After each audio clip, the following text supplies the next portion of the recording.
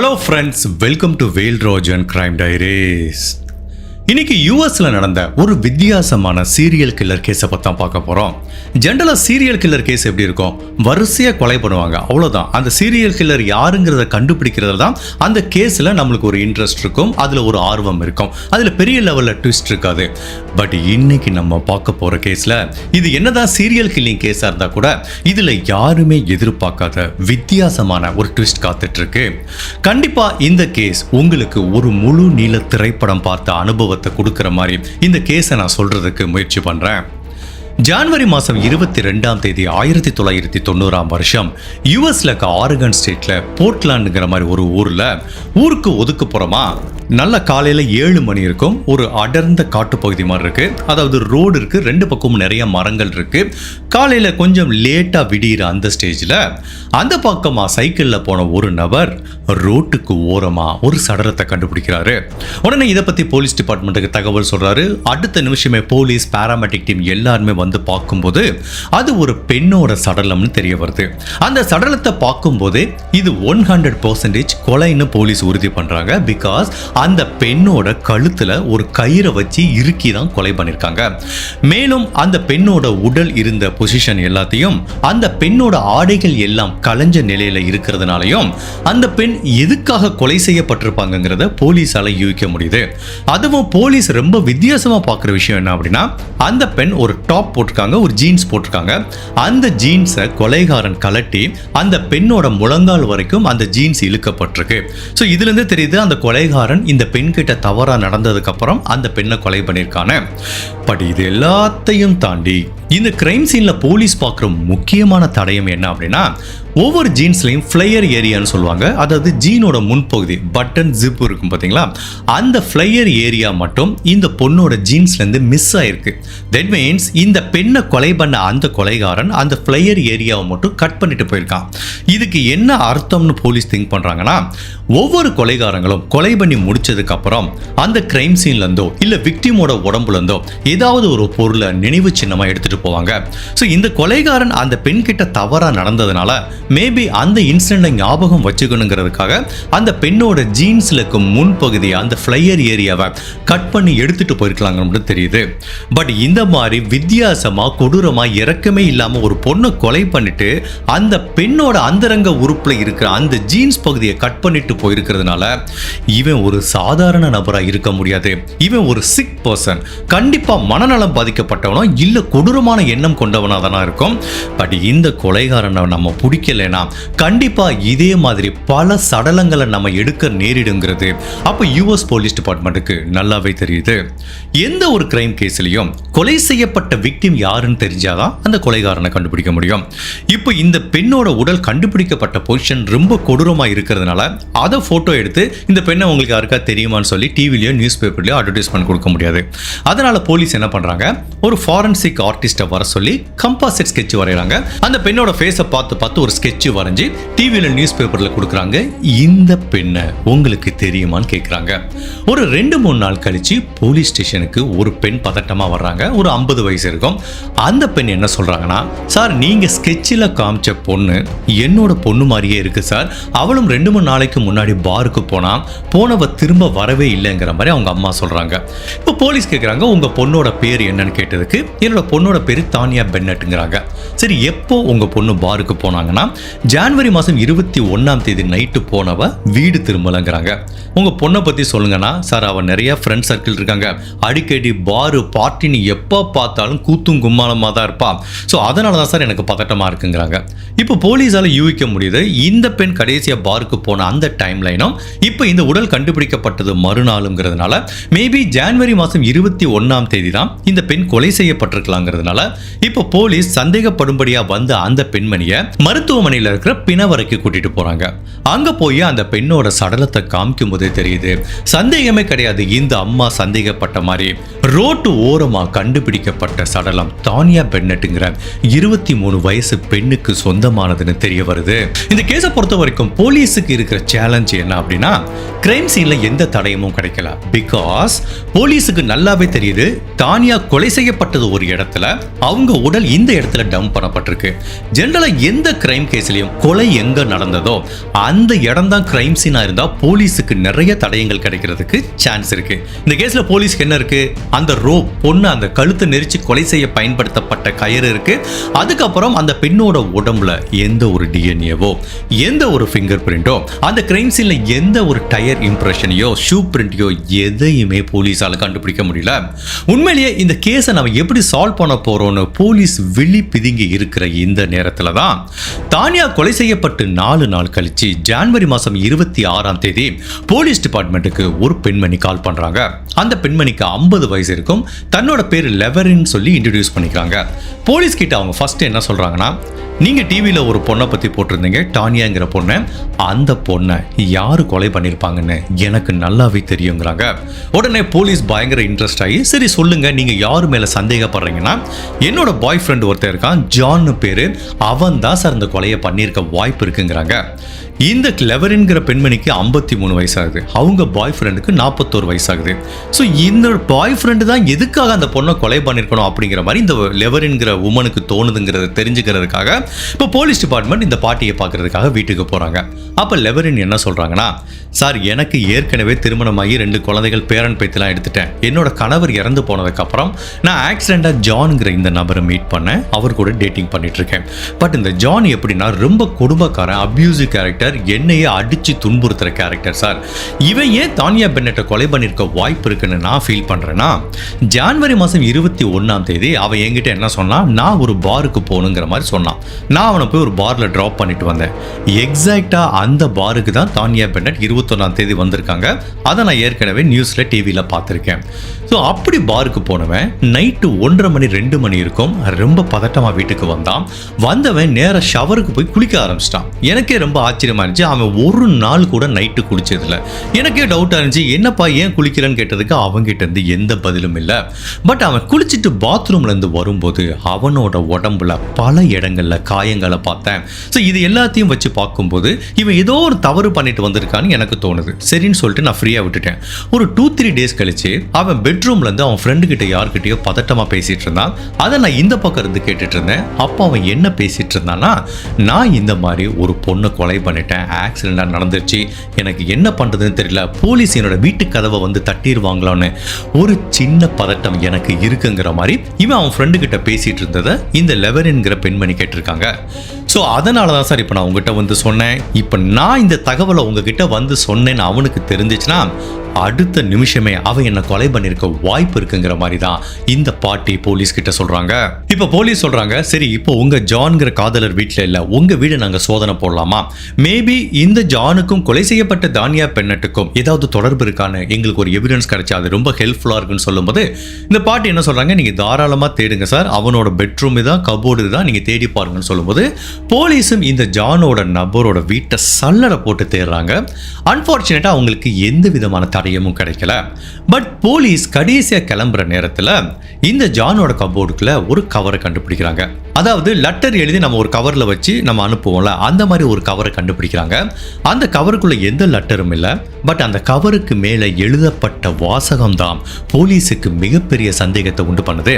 அந்த கவர்ல என்ன எழுதியிருக்குன்னா, 2 அப்படின்னு போட்டு டி பென்னட்னு எழுதிருக்கு. கீழே என்ன எழுதிருக்குன்னா, குட் பீஸ், தட் மீன்ஸ் உனக்கு அமைதி கிடைக்கட்டும் அப்படிங்கிற மாதிரி எழுதிருக்கு. டி பென்னட் அப்படின்னா யாரு? தானியா பென்னட்டா இருக்கிறதுக்கு வாய்ப்பு இருக்குங்கிறதுனால இப்போ அந்த கவரை போலீஸ் ஆதாரமாக எடுத்துக்கிட்டாங்க. ஸோ இந்த கவரை வச்சு பார்க்கும்போது இதுக்கும் அந்த ஜானுக்கும் தொடர்பு இருக்குங்கிறது போலீஸால யூகிக்க முடியுது. இப்போ உடனே ஜான்கிற நபரை போலீஸ் ஸ்டேஷனுக்கு விசாரணை கூட்டிட்டு போறாங்க. அப்போ அந்த ஜான் என்ன சொல்றாருன்னா, சார் நீங்க சொல்ற தானியாங்கிற பெண்ணை எனக்கு யாருன்னே தெரியாது, அவங்களை இதுவரைக்கும் நான் பார்த்தது கூட கிடையாது.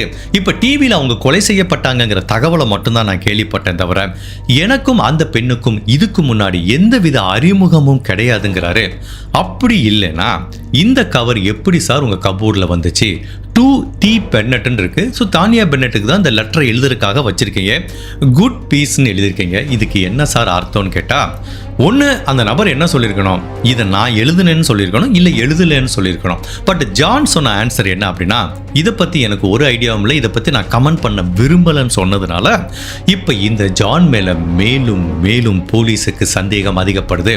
பட் அட் தி எண்ட் ஒரு நபரை விசாரணைக்காக கூட்டிட்டு வந்து அந்த நபரை அரெஸ்ட் பண்ணணும் அப்படின்னா அந்த நபருக்கும் அந்த கொலைக்கும் ஒரு தொடர்பு இருக்கு அப்படிங்கிறத ஒரு ஸ்ட்ராங்கான எவிடன்ஸை வச்சு நிரூபிச்சா மட்டும்தான் அரெஸ்ட் பண்ண முடியும். பட் இந்த கேஸில் அவரோட கபோர்டில் ஒரே ஒரு கவர் கிடைச்சது, அதில் டி பென்னட்னு எழுதின ஒரு காரணத்துக்காண்டி இந்த ஜானை அரெஸ்ட் பண்ண முடியாது. அப்படிங்கிறதுனால இவன் தான் கொலை பண்ணியிருப்பான்னு தெரிஞ்சா கூட போலீஸ் வேற வழியே இல்லாம அந்த ஜானை ரிலீஸ் பண்ற மாதிரி தான் ஒரு சூழ்நிலை ஏற்படுது. இப்போ போலீஸ் ஜான் அப்படிங்கிற இந்த நபர் யாருன்னு பேக்ரவுண்ட் செக் பண்ணி பார்க்கும்போது அவர் ரீசெண்டா ஜெயில இருந்து இப்பதான் பரோல்ல வந்திருக்காங்கிற மாதிரி தெரியுது. இப்போ இந்த ஜானோட பரோல் ஆபீசரை போய் போலீஸ் கான்டாக்ட் பண்ணி கேட்கறாங்க, அவனோட கேரக்டர் என்ன, அவன் உண்மையிலேயே இந்த மாதிரி வன்முறை பண்றதுக்கு வாய்ப்பு இருக்கான்னு கேட்டதுக்கு, அவன் இதுக்கு முன்னாடி கொலையெல்லாம் பண்ணி ஜெயிலுக்கு வரல, பட் அவன் ரொம்ப ஒரு வயலண்டான பர்சன் தான், அவன் இந்த கொலையை பண்ணியிருக்கிறதுக்கு வாய்ப்பு இருக்குங்கிற மாதிரி தான் அந்த பரோல் ஆபீசரும் ஃபீல் பண்றாரு. மேலும் அந்த பரோல் ஆபீசர் என்ன சொல்றாருன்னா, இந்த ஜானோட 53 வயசு அந்த கேர்ள் ஃப்ரெண்ட் பாட்டியும் என்ன பண்ணிருக்காங்க, எப்படி போலீஸ் டிபார்ட்மெண்ட் கால் பண்ணி சொன்னாங்களோ அதே மாதிரி பரோல் ஆபீசருக்கும் பதட்டமா கால் பண்ணி சொல்லியிருக்காங்க, என்னோட பாய் ஃப்ரெண்ட் இந்த கொலையை பண்ணியிருக்கிறதுக்கு வாய்ப்பு இருக்குன்னு. இதுல இருந்தே தெரியுது அந்த ஜான் எவ்வளவு மோசமான வயலண்டான பர்சன் அப்படிங்கிறது.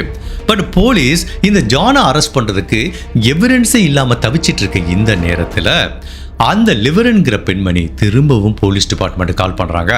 சார், என்னோட வீடை நான் க்ளீன் பண்ணிட்டு இருக்கும்போது ஒரு லேடிஸோட போஸ் கிடைச்சது சார். பட் இந்த போஸை இதுக்கு முன்னாடி நான் பார்த்ததே கிடையாது, இது யாருக்கு சொந்தமானதுன்னு எனக்கு தெரியல. ஒருவேளை இவன் தானியாங்கிற பெண்ணை கொலை பண்ணிட்டு அந்த பெண்ணோட போஸை வீட்டுக்கு எடுத்துட்டு வந்துட்டானாங்கிறதும் எனக்கு தெரியல, நீங்கள் வந்து அதை கலெக்ட் பண்ணி டெஸ்ட் பண்ணி பாருங்கிறாங்க. போலீஸ் இந்த கேஸில் தனக்கு ஒரு தடயம் கிடைச்சிருக்குன்னு இப்போ திரும்ப லெவரன்கிற இந்த பெண்ணோட வீட்டுக்கு போகிறாங்க, அந்த போஸ் அவங்க கிட்ட இருந்து வாங்கிக்கிறாங்க. அப்படி பர்ஸை திறந்து பார்த்த போலீஸுக்கு ஒரு மிகப்பெரிய அதிர்ச்சி காத்துட்டு இருக்கு. ஒரு ஜீன்ஸ் பேண்ட்ல இருந்து கட் பண்ணப்பட்ட ஃப்ளையர் ஏரியா, ஜீன்ஸோட முன்பகுதி ஒரு சின்ன பீஸ் மட்டும் அந்த போஸுக்குள்ள இருக்கிறத பார்க்குறாங்க. அந்த சின்ன பகுதியோட கலரும் கொலை செய்யப்பட்ட தானியா பென்னட் கடைசியா போட்டிருந்த ஜீன்ஸோட கலரும் ஒத்து போறதுனால மேபி இந்த பர்சுக்குள்ள கண்டுபிடிக்கப்பட்ட அந்த ஜீன்ஸோட சின்ன பகுதி தான் தானியாவோட ஜீன்ஸ்ல இருந்து கட் பண்ணி எடுத்துட்டு வரப்பட்டு இருக்கலாம்ங்கிற மாதிரி போலீஸ் திங்க் பண்றாங்க. பட் அப்படி இருந்தா கூட அதை ஃபாரன்சிக்கா நிரூபிக்கணும். வெறும் கண்ணில் பார்க்கும்போது ரெண்டும் ஒரே மாதிரி கலர்ல இருந்தா இது தானியாவோட ஜீன்ஸ்ல இருந்தா வந்திருக்குன்னு சொல்ல முடியாது. இப்போ அந்த ஜீன்ஸோட ஃப்ளையர் ஏரியாவை ஃபாரன்சிக் டெஸ்ட்டுக்காக போலீஸ் ஆஃபீஸர் அனுப்பி வைக்கிறாங்க. அந்த டெஸ்ட் ரிசல்ட் வந்துச்சுன்னா எந்த நேரமும் ஜானை அரெஸ்ட் பண்ணலாங்கிற மாதிரி தான் போலீஸ் காத்துக்கிட்டு இருக்காங்க. இப்போ அந்த லேப் ரிசல்ட் வர்ற வரைக்கும் திரும்பவும் ஜானை விசாரணை கூட்டிட்டு வராங்க. இங்க பாரு ஜான், நீ தான் டானியா பென்னட்டை கொலை பண்ணிருப்ப, எங்களுக்கு நல்லா தெரியும். நடந்த உண்மையை எங்க கிட்ட சொல்லும் போது இப்போ அந்த ஜானு கொஞ்சம் பதட்டமாயிடுச்சு. இப்போ அவனோட ஸ்டோரியை மாத்தி சொல்றான். சரி, ஓகே சார், நான் சொல்லிடுறேன், தானியா பென்னட்டை எனக்கு தெரியும். நான் என்ன பண்ணேன், பாருக்கு 21ஆம் தேதி போனது உண்மைதான், நான் பாரில் குடிச்சிட்டு இருந்தேன், தானியா பென்னட் கூட பேசலை. அப்போது சக் அப்படிங்கிற மாதிரி எனக்கு இன்னொரு நபரை பாரில் தெரியும், அந்த நபர் தான் தானியா பென்னட்டோட பேசிகிட்டு இருந்தார். அப்படி பேசிகிட்டு இருக்கும்போது அவங்க ரெண்டு பேரும் கொஞ்ச நேரத்தில் பார்லேருந்து கிளம்பி போனாங்க. இந்த பாருக்கு மேலேயே மோட்டல் ரூம்னு ஒன்று இருக்குது, அந்த ரூமுக்கு போயிட்டு அவங்க ஜாலியாக இருக்கணுங்கிற மாதிரி போயிட்டாங்க சார். சிறிது நேரம் கழித்து ரெண்டு பேருமே கிளம்பி வந்தாங்க. அதுக்கப்புறம் ரெண்டு பேருமே ட்ரக்கில், அதாவது இந்த சக் அப்படிங்கிற நபரோட ட்ரக்கில் கிளம்பி போயிட்டாங்க. அப்படி போனதுக்கப்புறம் கிட்டத்தட்ட ஒரு 2 மணி நேரம் கழிச்சு சக் அப்படிங்கிற அந்த நபர் மட்டும் திரும்ப வந்தார். என் கூட ஜாலியாக பேசிட்டு இருந்தார், நாங்கள் ட்ரிங்க் சாப்பிட்டோம். அப்போ ரெண்டு பேருமே வீட்டுக்கு போகலான்னு கிளம்பும்போது நான் அந்த நபர்கிட்ட கேட்டேன், என்ன போய் வீட்டில் ட்ராப் பண்ண முடியுமான்னு கேட்டேன். அவரும் சரி ஓகே ட்ராப் பண்ணுறேங்கிறாரு. அப்போ அந்த நபரோட ட்ரக்கில் நான் முன்னாடி ஏறிக்கிட்டேன். பின்னாடி திரும்பி பார்க்கும்போது பெட்ஷீட்டில் அப்படி சுருட்டப்பட்டு ஒரு பொருள் அந்த ட்ரக்கோட பின் சைடு இருக்கிறத பார்த்தேன். அது என்னன்னு கொஞ்சம் விலைக்கு பார்க்கும்போதுதான் அது ஒரு பெண்ணோட சடலம்னு தெரியுது. ஸோ கடைசியாக தானியா என்ன ட்ரெஸ் போட்டிருந்தாங்களோ அதே ட்ரெஸ்ஸு தான் இந்த சடலம் போட்டிருக்க மாதிரி எனக்கு தெரிஞ்சிச்சு. பட் அப்படி இருந்தாலும் சக் அப்படிங்கிற இந்த நபர்கிட்ட கேட்கறதுக்கு எனக்கு பயமாக இருந்ததுனால நான் இதை பற்றி எதுவுமே கேட்கல. கடைசியில் அந்த நபர் என்னை வீட்டில் ட்ராப் பண்ணிட்டாரு, நான் போயிட்டேன் சார், இதுக்கப்புறம் எனக்கு தெரியாதுங்கிறாரு. பட் இவன் சொல்கிற ஸ்டேட்மெண்ட்டை ஒரு எல்கேஜி படிக்கிற குழந்தை கூட நம்பாது. போலீஸ் என்ன சொல்கிறாங்கன்னா, ஓகே இவர் என்னமோ லிஃப்ட் கேட்டாரா, அப்படி பின்னாடி திரும்பி பார்த்தாரா, ஒரு பணம் இருக்கான், okay that's okay will carry on அப்படின்ட்டு இவர் வீட்டில் இறங்கி வந்துட்டாராம். இந்த ஸ்டேட்மெண்ட் உண்மையிலேயே இந்த ஜான் மேலே மேலும் மேலும் சந்தேகத்தை அதிகப்படுத்துது. சரி ஓகே, அந்த ஜீன்ஸ் எவிடன்ஸ் வந்துச்சுன்னா இவன் அரெஸ்ட் பண்ணிடலான்னு போலீஸ் வெயிட் பண்ணிட்டு இருக்கும் போதான் இந்த கேஸில் ஒரு மிகப்பெரிய திருப்பம் நிகழுது. அதாவது ஜானோட வீட்டில் அந்த பர்ஸுக்குள்ள கண்டுபிடிக்கப்பட்ட அந்த ஜீன்ஸோட ஃப்ளையரும் கொலை செய்யப்பட்ட தானியா பென்னட்டோட ஜீன்ஸும் மேட்ச் ஆகல. தட் மீன்ஸ் இந்த ஜீன்ஸ் ஃப்ளையர் தானியாவோட பேண்ட்ல இருந்து வரல, இது யாரோ பர்பஸா கட் பண்ணி உள்ள வச்சிருக்காங்கிறது இன்னொரு அதிர்ச்சியான தகவல் கிடைக்குது. பட் இது வரைக்கும் இந்த ஜானோட கேர்ள் ஃப்ரெண்ட் அந்த லிவரன்கிற பாட்டி மேல போலீஸுக்கு நம்பிக்கை இருந்துட்டு இருந்துச்சு. இப்போ அந்த பாட்டியே ஏதோ பொய் சொல்றாங்க அப்படிங்கிற மாதிரி தெரியுது. எப்போ இந்த ஜீன்ஸ் மேட்ச் ஆகலன்னு தெரியுதோ அப்போ அந்த பாட்டி உடனே கால் பண்றாங்க. சார் நான் ஒத்துக்கிறேன் சார், நான் தான் இந்த மாதிரி ஜீன்ஸை கட் பண்ணி வச்சேன், அந்த ஒரு கவரையும் வச்சேன், உண்மை என்னங்கிறத நான் சொல்லிடுறேன் சார், தயவுசெய்து என்னோட வீட்டுக்கு வாங்கங்கிறாங்க. இப்போ போலீஸ் போகிறாங்க. அப்போ அந்த பெண்மணி என்ன சொல்கிறாங்கன்னா, ஜனவரி மாதம் 21 இவன் பாருக்கு கிளம்பி போனான். நைட்டு கரெக்டாக 1 மணி இருக்கும். எனக்கு பதட்டமாக ஜான் கால் பண்ணி, நான் ஒரு பொருளை டிஸ்போஸ் பண்ணணும், நம்ம வீட்டிலேருந்து பெட்ஷீட் மாதிரி ஒரு பொருளை எடுத்துகிட்டு வாங்குற மாதிரி எனக்கு ஆர்டர் போட்டான். எப்போவுமே ஜான் எப்படின்னா என்னை அடிமை மாதிரி தான் வச்சுருப்பான், எப்போவுமே ஆர்டர் தான் போடுவான், ரிக்வஸ்ட்டே கிடையாது. ஸோ அதனால் நானும் வீட்டில் பெட்ஷீட்லாம் தேடி பார்த்தேன், எதுவும் இல்லைன்னு. ஷவர் கர்டைன்னு சொல்லுவாங்க, ஷவருக்கு பக்கத்தில் ஒரு கர்டைன் போட்டிருப்பாங்க, அந்த கர்டைனை நான் எடுத்துகிட்டு போனேன். ஸோ ஒரு பார்க்கிங் லாட்டில் இவனோட ட்ரக்கு நிற்குது. நான் போகிறேன், பக்கத்தில் போய் பார்க்குறேன், அந்த ட்ரக்குக்கு பின்னாடி ஒரு பெண்ணோட சடலம் இருக்குது. நான் என்னன்னு கேட்டேன். எங்களுக்குள்ள ஒரு ஆர்குமெண்ட் வந்துச்சு, அந்த பெண்ணை நான் கொலை பண்ணிட்டேன் அப்படிங்கிற மாதிரி இவன் சொல்கிறான். ஸோ இப்போ எனக்கு என்ன பண்ணுறதுன்னு தெரியல. இந்த உடலை நீ டிஸ்போஸ் பண்ணுறதுக்கு எனக்கு ஹெல்ப் பண்ணலைன்னா உன்னோட ஒட்டுமொத்த குடும்பத்தையே கொலை பண்ணிடுவேங்கிற மாதிரி ஜான் எனக்கு மிரட்டல் விடுத்தான். அதனால் அவனோட மிரட்டலுக்கு பணிஞ்சு நானும் இந்த ஷவர் கர்டைனை வச்சு அந்த பெண்ணோட உடலை சுற்றிட்டு இவனும் ட்ரைவ் பண்ணி போகிறான். ஊருக்கு ஒதுக்குப்புறமாக இருக்கிற ரோட் சைடு ஒரு ஏரியாவில் இந்த பணத்தை நாங்கள் தூக்கி போட்டு வந்துட்டோம் சாருங்கிற மாதிரி இப்போ ஒரு ஸ்டேட்மெண்ட் சொல்கிறாங்க. இதான் சார் நடந்தது, அவன் தான் கொலை பண்ணா, இந்த உடலை டிஸ்போஸ் பண்ணுறதுக்கு மட்டும் நான் ஹெல்ப் பண்ணேன், அதுக்கு அவன் என்னை மிரட்டல் விடுத்தான், அதனால தான் பண்ணேங்கிறாங்க.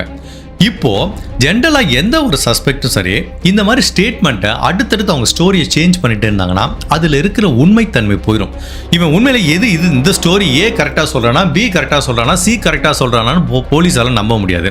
இப்போ இந்த பெண்மணி சொல்கிற ஸ்டோரி உண்மையா பொய்யா அப்படிங்கிறத தெரிஞ்சுக்கிறதுக்காக சரி நம்ம ஒன்று பண்ணுவோம். இந்த லெவரின்கிற பெண்மணி என்ன சொன்னாங்க, இவனும் இவங்க காதலரும் போய் தான் ரோட்டு ஓரத்தில் ஒரு பணத்தை தூக்கி போட்டு வந்தாங்கிறாங்க. இப்போ போலீஸ் என்ன பண்ணுறாங்க, இந்த லெவரின் அவங்களோட காரில் கூட்டிக்கிட்டு அதே ரோட்டில் டிரைவ் பண்ணுறாங்க.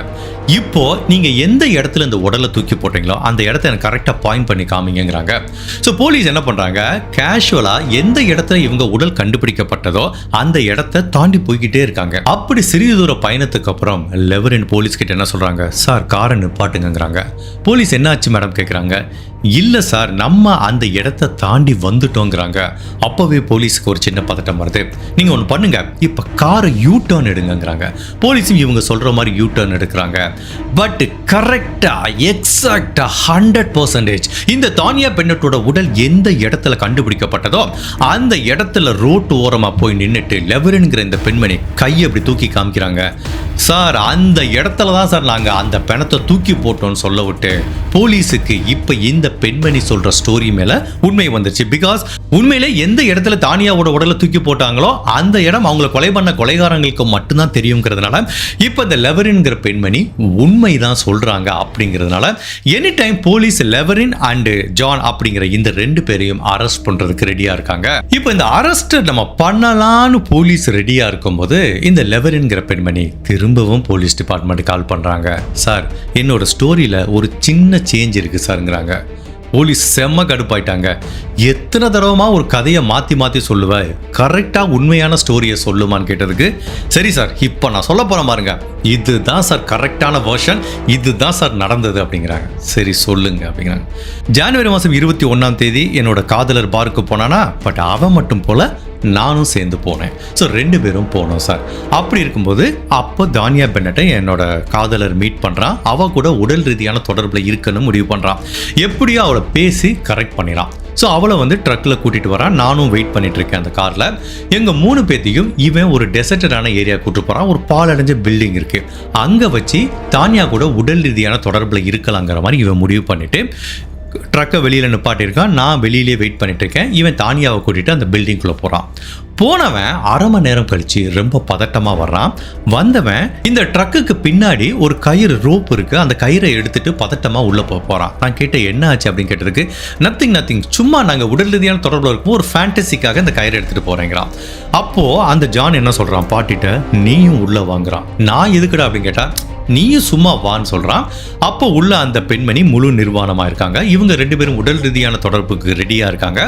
அப்போ அந்த ஜான் இந்த 50 வயசு லெவரின்கிற பெண்மணிக்கிட்ட என்ன சொல்கிறான், இந்த கயிறை எடுத்துக்கோ, நீ லெவரினோட கழுத்தை சுற்றி இந்த கயிறை பிடிச்சிக்கோ, அப்போ நான் அவளோட உடல் ரீதியான தொடர்பில் இருக்கேன், இது சும்மா ஒரு ஃபேண்டசி அப்படின்னு சொல்லும்போது இவங்களும் அவன் சொல்கிறத கேட்கல அப்படின்னா இவங்களை கொலை பண்ணிடுவான்ட்டு இந்த பாட்டியும் என்ன பண்ணுறாங்க, அந்த தானியாவோட கழுத்தில் கயிறை வச்சுக்கிறாங்க.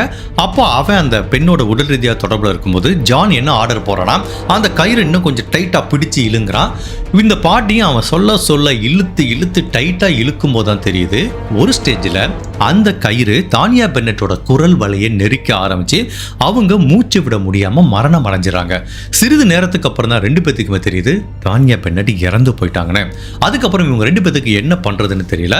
அப்போ இந்த ஜான் என்ன சொல்றான், இங்க பாரு நீ தான் கொலை பண்ணிட்ட, நான் என்னதான் சொல்லி பண்ணாலும் நீ தான் கடைசியில் கயிறை வச்சு இருக்கிருக்க, அதனால முழு பழியும் உனக்கு தான் வரும், எனக்கு குறைவான தண்டனை கிடைக்கும்னு சொல்ல விட்டு இந்த பாட்டிக்கு பதட்டம் வந்துச்சு. சரி இப்போ நான் என்ன பண்றதுன்னு கேட்டதுக்கு நம்ம 2 பேத்துக்கும் நல்லது நடக்கிறதுக்கு ஒரே விஷயம் சொல்றேன், இந்த உடலை நல்லா சுத்தி எங்க தூக்கி போட்டு போயிடலாம், இதுக்கு நம்மளுக்கு இனிமேல் எந்த தொடர்பு இல்லைன்னு இவங்க 2 பேரும் திரும்ப அவங்களோட உடலை அந்த ரோட்டு ஓரமாக இருக்கிற புதருக்குள்ள தூக்கி போட்டு போயிருக்காங்க.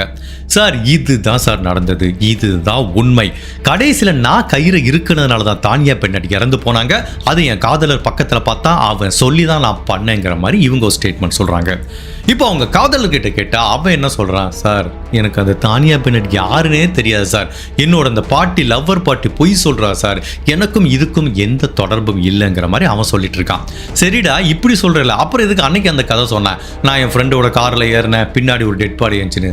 சார் நிஜமாவே அதுவும் பொய் சார், நீங்கள் என்னை ரொம்ப கார்னர் பண்ணுறதுனால வேற யாரோ கொலை பண்ணாங்கன்னு சொல்ல என்ன விட்டுருவீங்கன்னு சொல்லிட்டு அப்பவும் பொய் சொன்னேன் சார்னு அந்த பாட்டி எப்படி கதையை மாற்றி சொல்கிறாங்களா அதே மாதிரி இவனும் மாற்றி சொல்கிறான். பட் இந்த கேஸை பொறுத்த வரைக்கும் இவங்க சொல்கிற கன்ஃபெஷன் ஸ்ட்ராங்காக இருக்கு. அதே டயத்தில் அந்த பாட்டி எந்த இடத்துல உடலை தூக்கி போட்டு போனாங்க அப்படிங்கிறத லொக்கேஷனை எக்ஸாக்டாக பின் பாயிண்ட் பண்ணதுனால இப்போ இவங்களுக்கு அகேன்ஸ்டாக கேஸ் ஸ்ட்ராங்காக இருக்கு. இப்போ தானியா பென்னட்டை கொலை பண்ண விஷயத்துக்காக இவங்க 2 பேத்தையும் அரெஸ்ட் பண்ணி இந்த வழக்கோட விசாரணை நீதிமன்றத்துக்கு போகுது. இந்த கேஸில் நீங்கள் நல்லா நோட் பண்ணீங்கன்னா தெரியும், இந்த 2 பேத்துக்கும் அகேன்ஸ்டா எந்த விதமான ஃபாரன்சிக் தடயமும் கிடைக்காது. 2 விஷயம் தான் இருக்கு. ஒன்று கன்ஃபெஷன், அதுக்கப்புறம் இவங்க உடலை கண்டுபிடிச்சது எல்லாமே சர்க்கம்ஸ்டான்ஷியல் எவிடன்ஸ் தான். பட் இவங்க கொடுத்த கன்ஃபெஷன் தான் இந்த கேஸில் மிக முக்கியமான ஆதாரமாக பார்க்கப்படுது.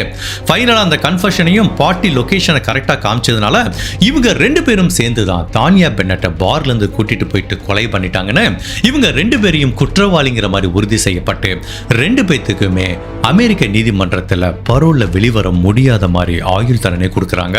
இந்த இன்சிடென்ட் நடந்தது 1990ஆம் வருஷம். இந்த 2 பேத்துக்கும் தண்டனை கிடைச்சது. குற்றவாளிகளுக்கு தண்டனை வாங்கி கொடுத்ததுல இந்த ப்ராசிக்யூட்டருக்கும் அந்த கேஸை ஹேண்டில் பண்ணிட்டு இருக்க டிடெக்டிவ்க்கும் ரொம்பவே ஹாப்பி. ஸோ இந்த கேஸ் க்ளோஸ்ட். ஓகே, 2 பேரும் ஜெயிலுக்கு போயிட்டாங்க. இந்த இன்சிடென்ட்கள் நடந்து கிட்டத்தட்ட 4 வருடங்கள் கழித்து 1994ஆம் வருஷம் போலீஸ் டிபார்ட்மெண்ட், கோர்ட் ஹவுஸ், அதுக்கப்புறம் ஒரு நியூஸ் பேப்பரில் இருக்கிற கிரைம் ஜேர்னலிஸ்ட், இவங்க 3 பேத்துக்கும் தொடர்ச்சியாக ஒரு நபர்கிட்ட இருந்து லெட்டர் வருது. அந்த லெட்டரில் அந்த நபர் என்ன சொல்கிறாரு அப்படின்னா, 1990ஆம் வருஷம் தானியா பென்னட் அப்படிங்கிற பெண்ணை நான் தான் கொலை பண்ணேன் அப்படிங்கிறாரு. அந்த பெண்ணை நான் தான் பார்லேருந்து கூட்டிகிட்டு போனேன், நான் தான் அந்த பெண்கிட்ட தவறாக நடந்தேன், அந்த பெண்ணோட ஜீன்ஸை நான் தான் கீழே இழுத்தேன், அந்த பெண்ணோட ஜீன்ஸில் அந்த ஃப்ளையரை நான் தான் கட் பண்ணிட்டு போனேன், நான் இவ்வளவு கஷ்டப்பட்டு ஒரு கொலை பண்ணியிருக்கேன், யாரோ ஒரு 2 பேர் அந்த கிரெடிட் எடுத்துட்டு போலாமா, அந்த கொலைக்கு நான் தான் கிரெடிட், அவங்க 2 பேர் அந்த கொலையை பண்ணல, நீங்க தவறான ஆளை பிடிச்சி ஜெயிலில் வச்சிருக்கீங்க, முடிஞ்சா என்ன பிடிச்சி பாரு அப்படிங்கிற மாதிரி போலீஸ் டிபார்ட்மெண்ட்டுக்கு சவால் விடுற மாதிரி ஒரு லெட்டர் வருது. ஜென்ரலாக இந்த மாதிரி 1000 லெட்டர் வரும். எல்லாத்தையுமே போலீஸ் ரொம்ப சீரியஸாகவும் எடுத்துக்க மாட்டாங்க, அதே டயத்தில் அதை கம்ப்ளீட்டாக இக்னோரும் பண்ண மாட்டாங்க. அந்த லெட்டரில் சொல்லப்பட்ட விஷயம் ஏதாவது யூனிக்காக இருக்கான்னு பார்ப்பாங்க. தட் மீன்ஸ் கொலைகாரனுக்கு மட்டுமே தெரிஞ்ச விஷயம், பொது வெளியில் போலீஸ் சொல்லாத விஷயம் அந்த லெட்டரில் ஏதாவது இருக்காங்கிற மாதிரி பார்ப்பாங்க. பட் இந்த லெட்டரை பார்க்கும்போது இதை உண்மையிலே நம்புறதா இல்லை அப்படியே ஸ்கிராப் பண்ணுறதான்னு போலீஸுக்கு ஒரு குழப்பம் வருது.